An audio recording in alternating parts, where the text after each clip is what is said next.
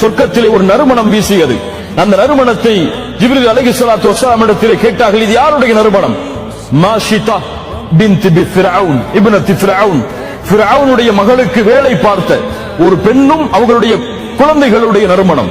ஏன் அப்படி? ஃபிரௌனுடைய மகளுக்கு அவர்கள் தலைவாரி கொண்டிருந்தார்கள்.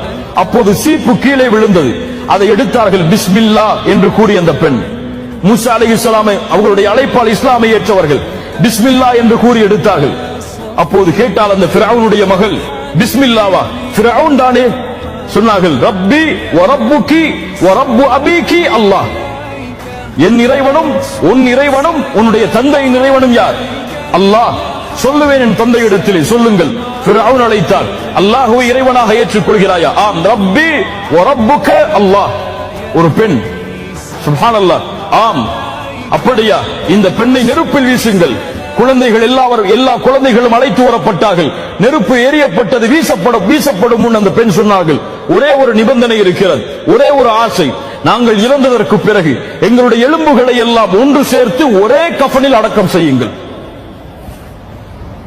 அப்படியா? செய்யப்படும். எல்லா குழந்தைகளும் வீசப்பட்டார்கள் அந்த பெண்ணின் கண்ணுக்கு முன்னால். கையில் இருந்ததோ ஒரே ஒரு குழந்தை, பால்குடி மறவாத அந்த குழந்தை. அந்த பெண் தயங்கினார்கள். அல்லாஹ் அந்த குழந்தைக்கு பேசக்கூடிய ஆற்றலை கொடுத்தான். அந்த குழந்தை சொன்னது, என் தாயே, பொறுமையை கடைபிடி, இதில் நீ விழுந்து கொள். ஃபஇன்ன அஸாபத் துன்யா அஹ்வனு மின் அஸாபில் ஆখিরাহ.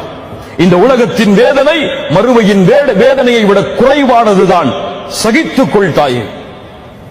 அல்லாஹ்வுடைய தூதருக்கு இதில்தான் பாடம் இருக்கிறது. உலகத்தின் வேதனை, சோதனைகள் எதுவும் சோதனை அல்ல, மறுமையின் வேதனை தான் மிகப்பெரியது. அதிலிருந்து அஞ்சி வாழுங்கள்.